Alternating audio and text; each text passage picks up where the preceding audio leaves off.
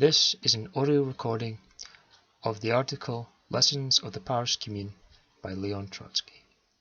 Each time that we study the history of the Commune, we see it from a new aspect, thanks to the experience acquired by the later revolutionary struggles and above all by the latest revolutions, not only the Russian but the German and Hungarian revolutions.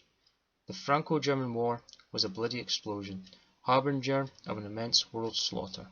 The Commune of Paris, a lightning harbinger of a world proletarian revolution.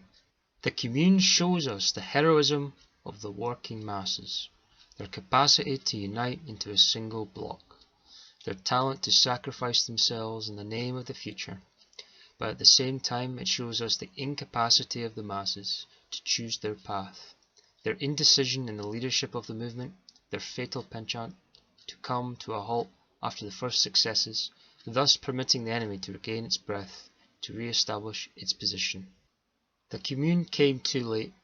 It had all the possibilities of taking the power on September 4th, and that would have permitted the proletariat of Paris to place itself at a single stroke at the head of the workers of the country in their struggle against all the forces of the past, against the Bismarck as well as against theirs.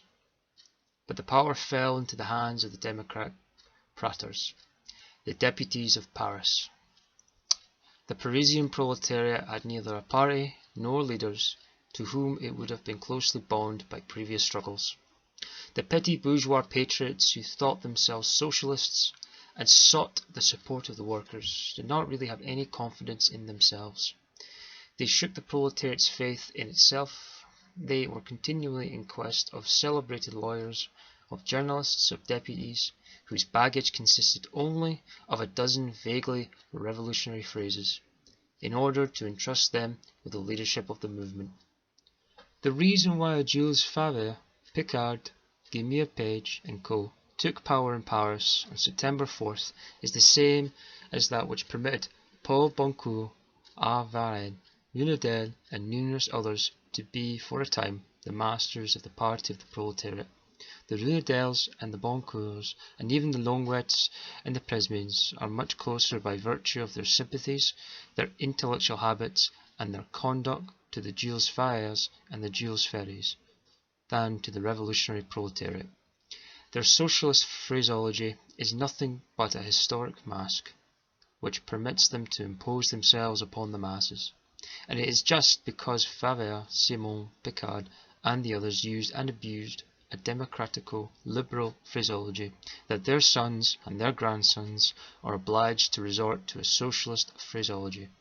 But the sons and the grandsons have remained worthy of their fathers and continue the work.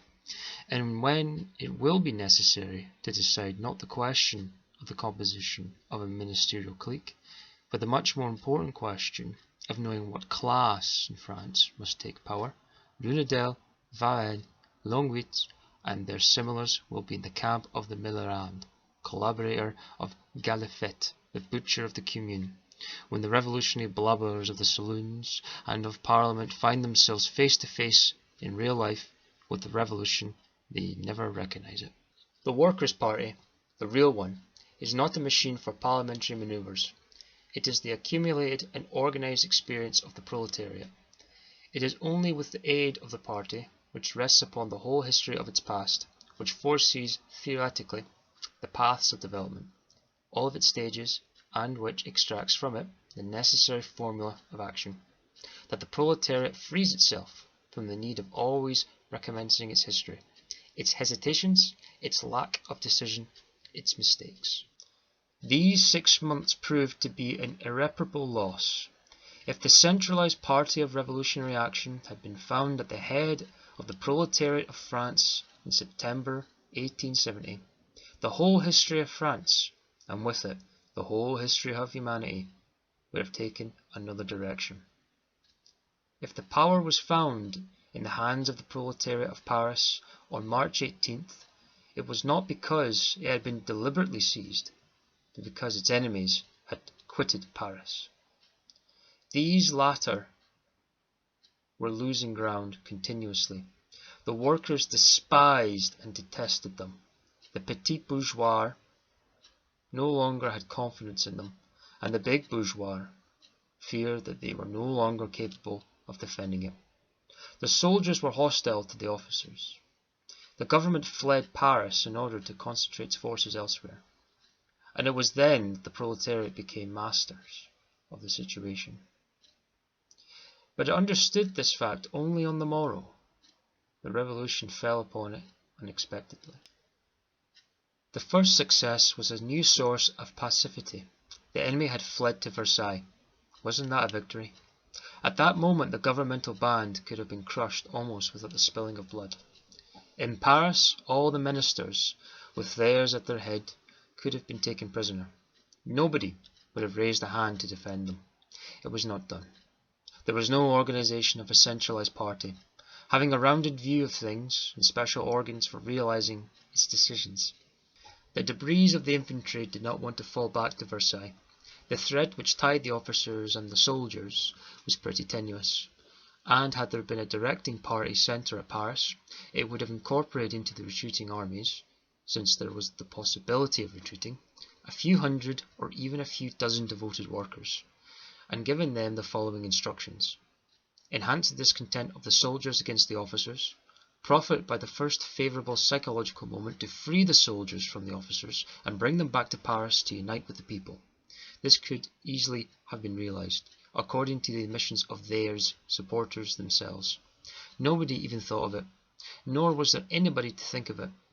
In the midst of the great events, moreover, such decisions can be adopted only by a revolutionary party, which looks forward to a revolution, prepares for it, does not lose its head, by a party which is accustomed to having a rounded view and is not afraid to act.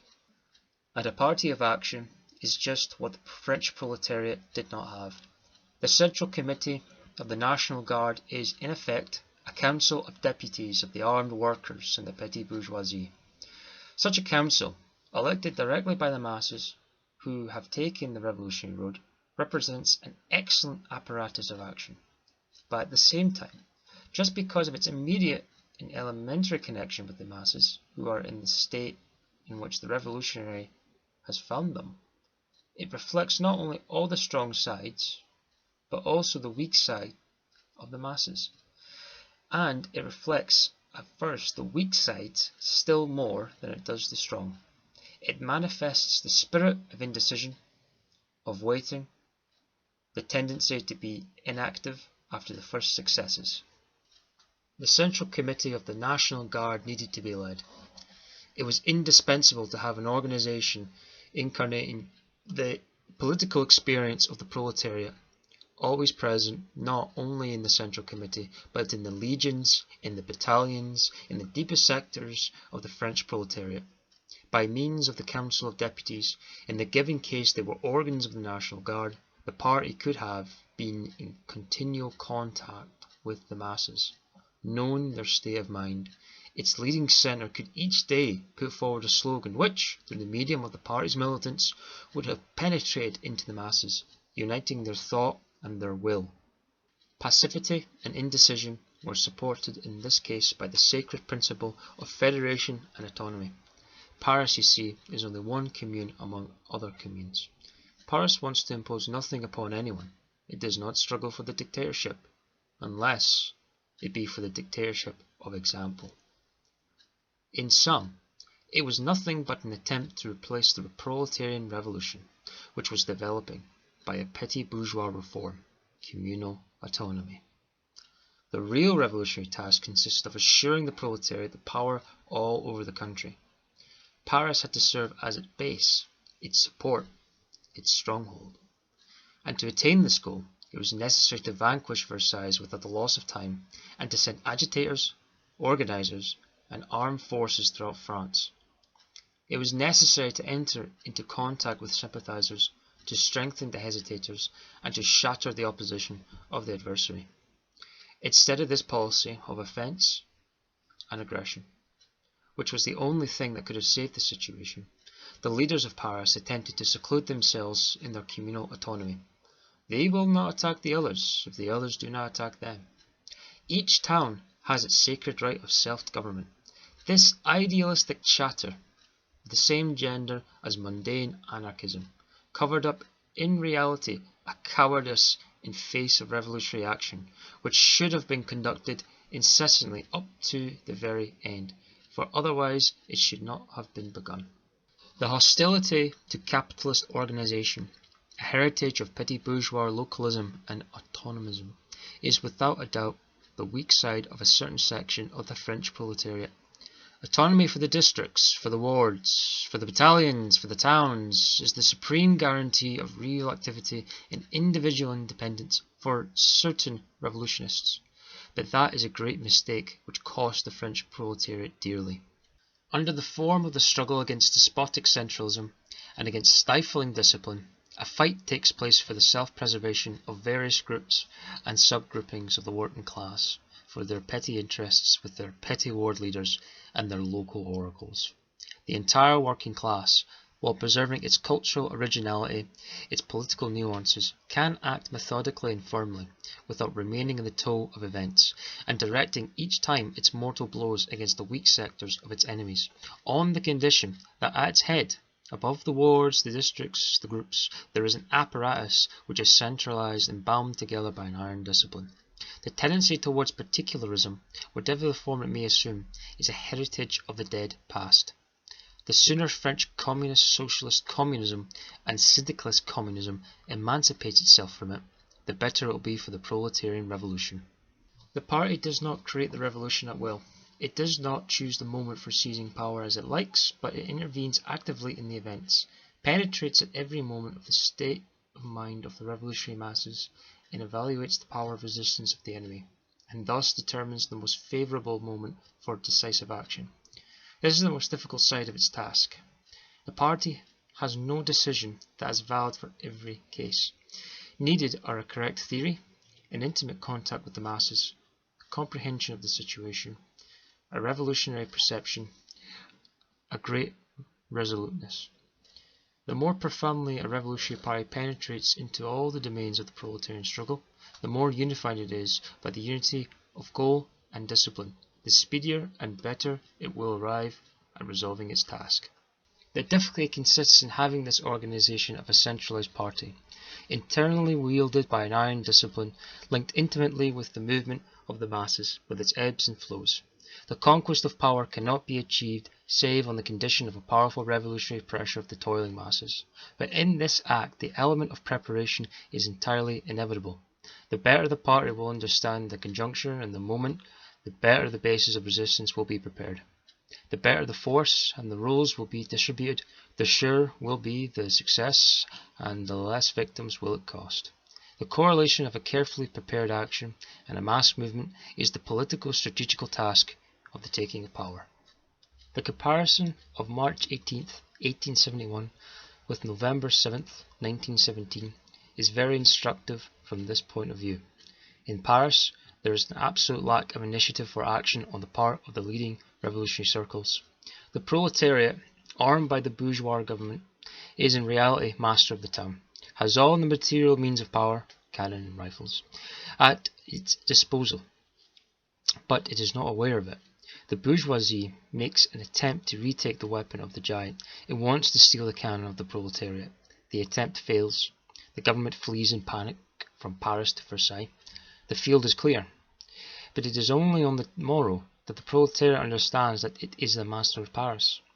The leaders are in the wake of events. They record them when the latter are already accomplished, and they do everything in their power to blunt the revolutionary edge. In Petrograd, the events developed differently.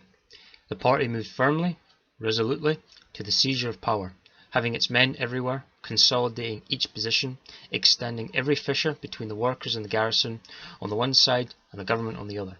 The armed demonstration of the July days is a vast reconnoitring conducted by the party to some degree of close contact between the masses and the power of resistance of the enemy. The reconnoitring is transformed into a struggle of outposts. We are thrown back, but at the same time the action establishes a connection between the party and the depths of the masses. The months of August, September and October see a powerful revolutionary flux. The party profits by it, and arguments considerably its point of support in the working class and the garrison. Later, the harmony between the conspirative preparations and the mass action takes place almost automatically. The Second Congress of the Soviets is fixed for November. All our preceding agitation was to lead to the seizure of power by the Congress.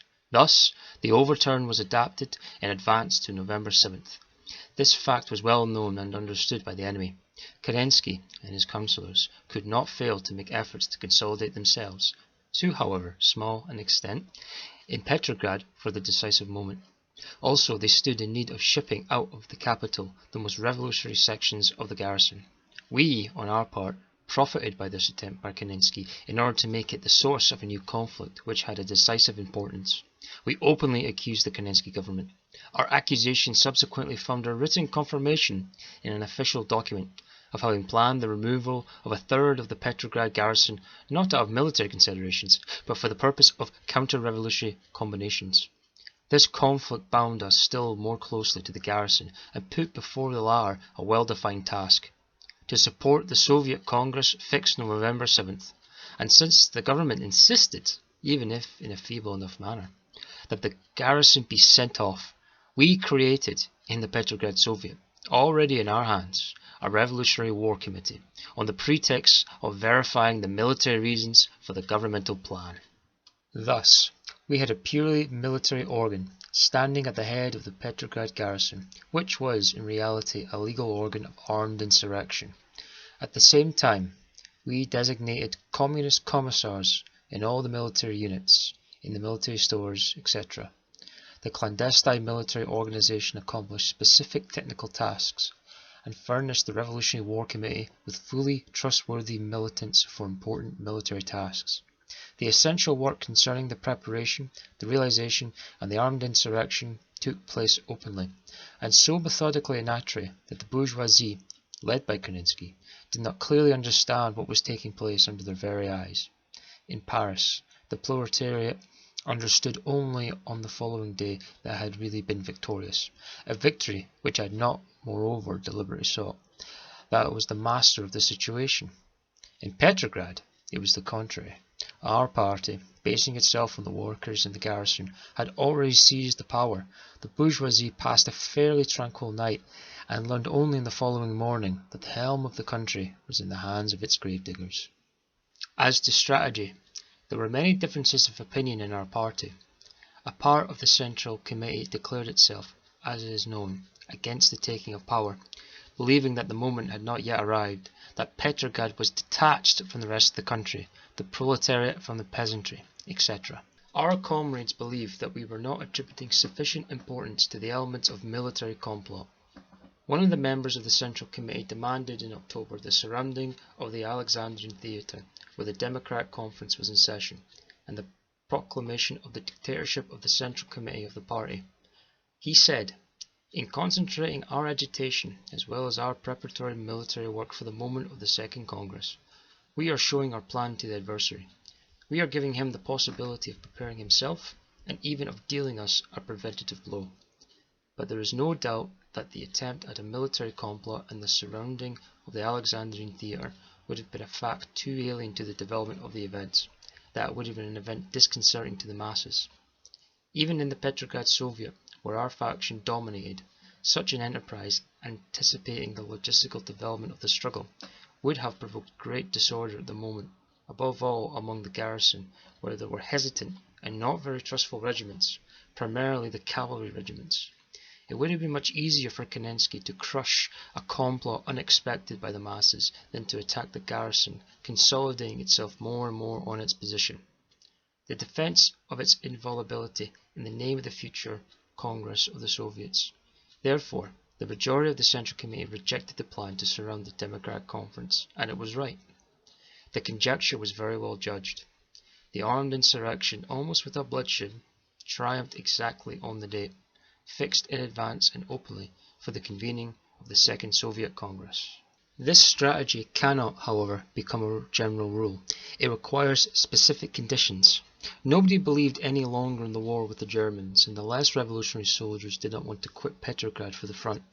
Even if the garrison as a whole was on the side of the workers for this single reason, it became stronger in its point of view to the extent that Kerensky's machinations were revealed.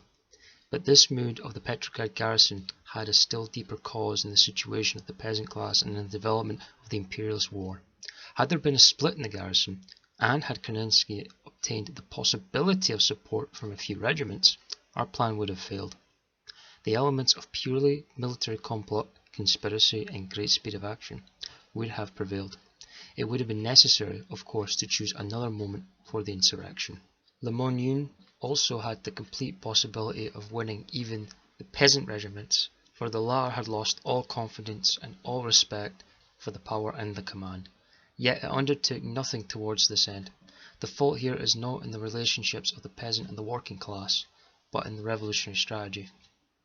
What will be the situation in this regard in the European countries in the present epoch?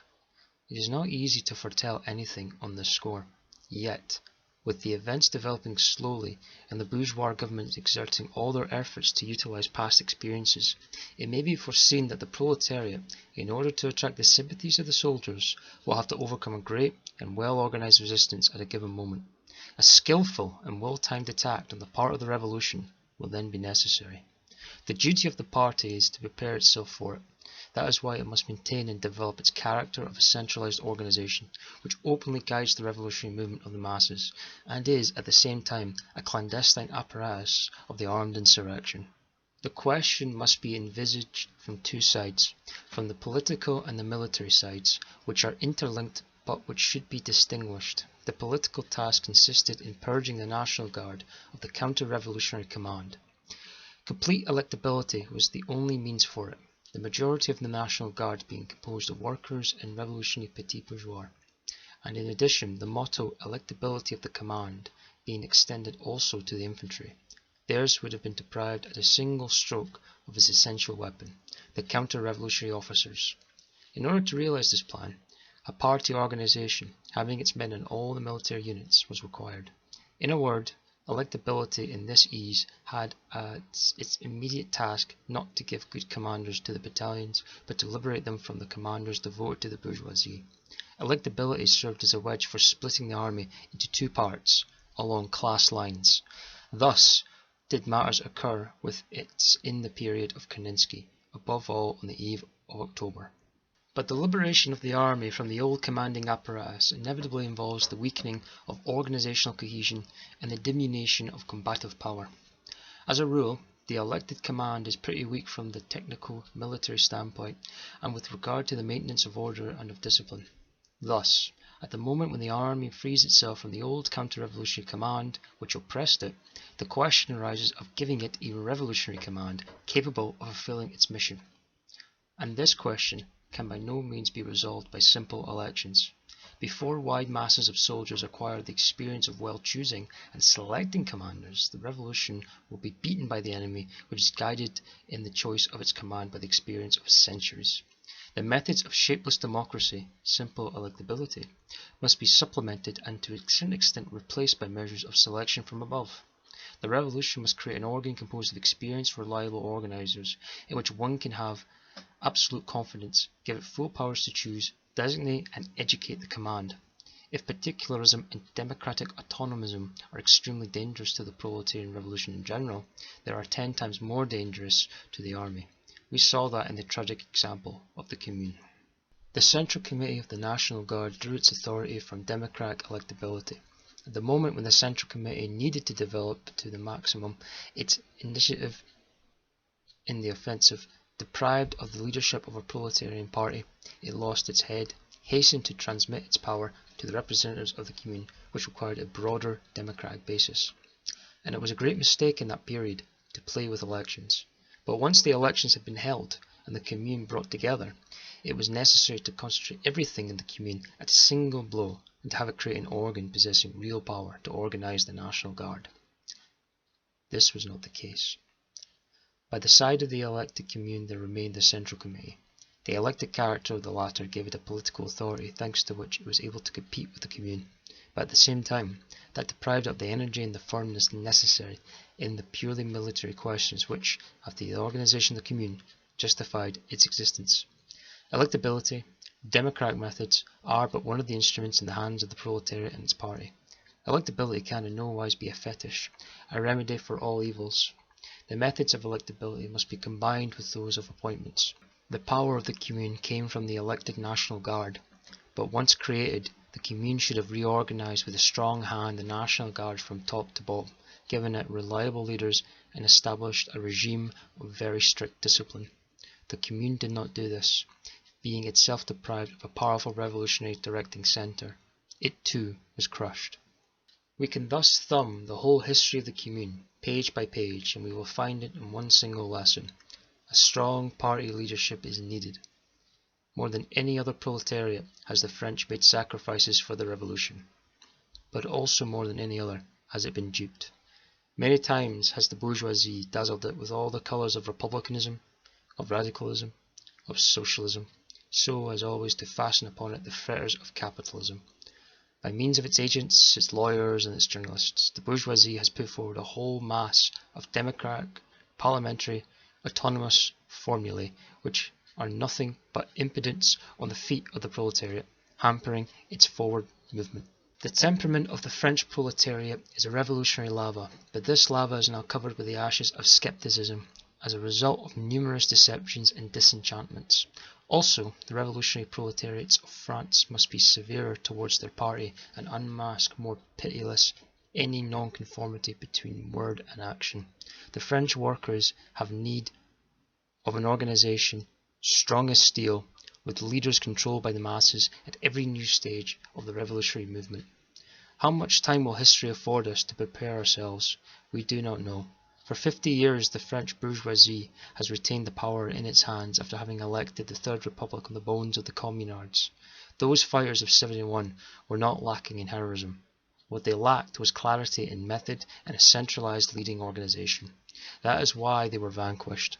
Half a century elapsed before the proletariat advance could pose the question of avenging the deaths of the communards. But this time, the action will be firmer, more concentrated. The heirs of theirs will have to pay the historic debt in full. Leon Trotsky. And the lessons of the Paris Commune.